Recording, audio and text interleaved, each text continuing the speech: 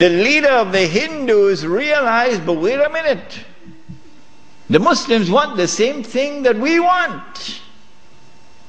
We also want, the Hindus, we want to get rid of the British, and we want to restore Hindu rule over the Hindus.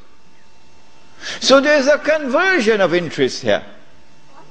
So Gandhi, who later became known as Mahatma Gandhi, Gandhi approached the leadership of the Khilafat movement and he said to them, listen, the same thing you want, the same thing I want. So why don't we join forces? Will you allow me to join the Khilafat movement? And guess what the leadership of the Indian Muslims did? It was revolutionary theory on their part, and we praise them tonight. They admitted, they accepted the offer of Gandhi, and they formed an alliance. And so the Khilafat movement in India now became a Hindu-Muslim alliance for the purpose of getting rid of British rule. And then that would replace, that which would replace British rule would be Islamic rule over Muslims and Hindu rule over Hindus. This constituted the most dangerous of all threats that Western civilization have ever experienced in its entire period of colonization of mankind. This Khilafat movement. Because the Western objective was to demolish every existing state structure in the world and replace it with the secular state. So that eventually the secular state could be brought under the umbrella of a League of Nations and eventually a United Nations, and this would be political globalization at work. If the Khilafat movement were to succeed, then one of the most important communities in the world, the Indian Muslims, will escape. Because when the British withdrew, Muslims will be ruled by Islam and Hindus will be ruled by Hinduism. Between 1920 and 1924, the Khilafat movement was building up steam at an alarming rate. And by 1924, the British had calculated, we have to get rid of this Khilafat movement. And the only way we can think of now is to abolish the Khilafat. And so they put the pressure on Mustafa Kemal. As soon as the Khilafat was abolished, the Khilafat movement in India began to lose steam. In the same year that it was abolished in 1924, in that same year, the secularly minded British, in Indian language they call it chamcha, the stooges of the British in India, the brown-skinned Englishmen parading as Muslims, of whom the prince of them all was the grandfather of the present Aga Khan, Karim Aga Khan's grandfather. They now restore an organization called the All India Muslim League. The All India Muslim League is led by men who don't know Islam and don't live Islam.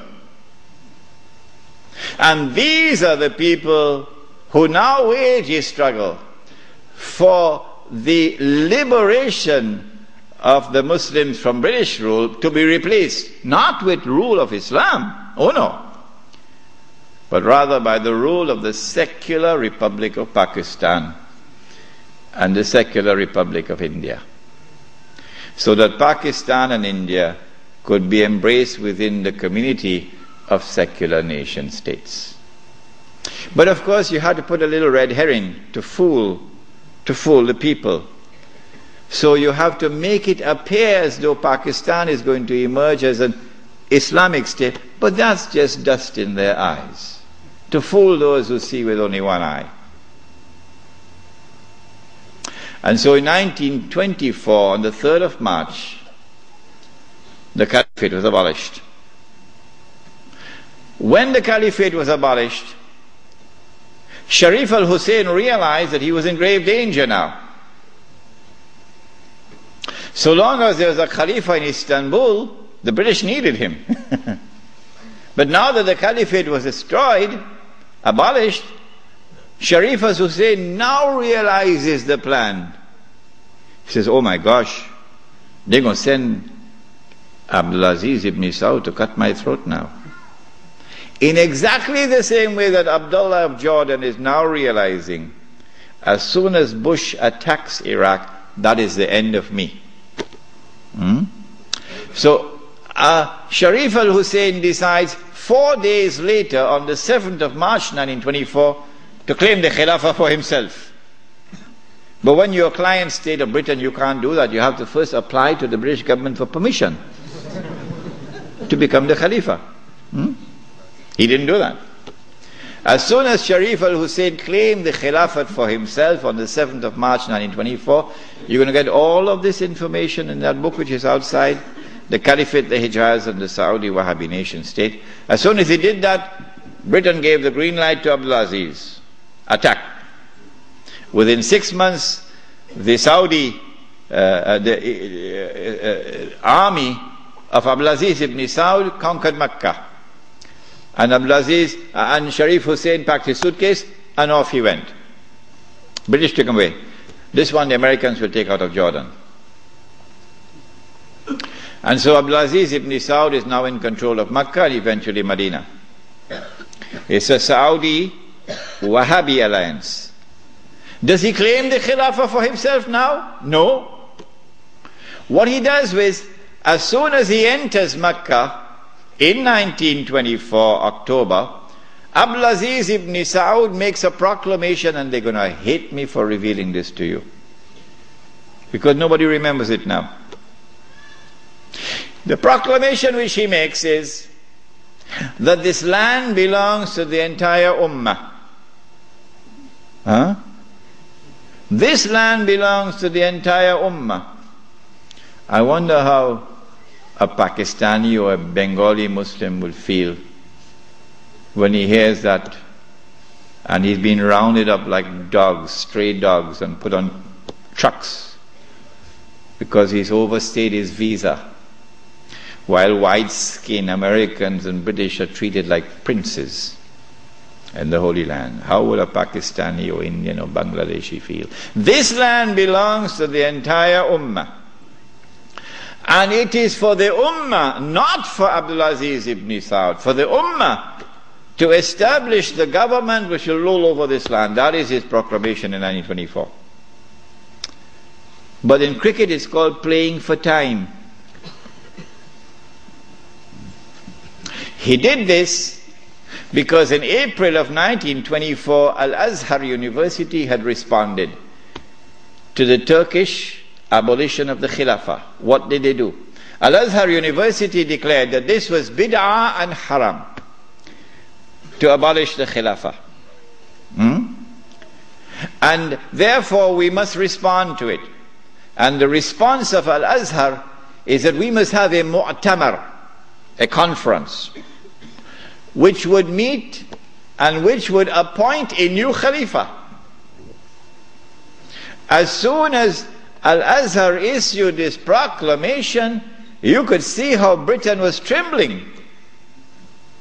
The British government can't digest their food now. They've got to plan some counter strategy to the initiative of Al-Azhar University. The counter strategy is that Egypt is itself not a free country. It may appear free, but Britain really has control over Egypt. So Britain puts pressure on King Fuad, the father of King Farouk. You're too old to hear about, you're too young to know about this. And King Fuad is now putting pressure on Al-Azhar to hold back on this conference. So for 2 years the conference can't take place. 2 years because of British pressure. The conference finally takes place in June, July of 1926. But Britain uses another counter strategy. She gets Abdulaziz ibn Saud in Mecca to also convene a conference of the world of Islam in Mecca at the time of the Hajj, which is May of 1926. And then Britain and Russia and France and China and all the major powers in Europe all get to work. Massive intervention in the affairs of the world of Islam to ensure that the Cairo conference does not succeed in winning a representative gathering, and that the Mecca conference gets all the Muslims attending it. And they succeeded. The Cairo conference, organized by Al-Azhar University, becomes an essentially Arab conference, because non-Arabs are hardly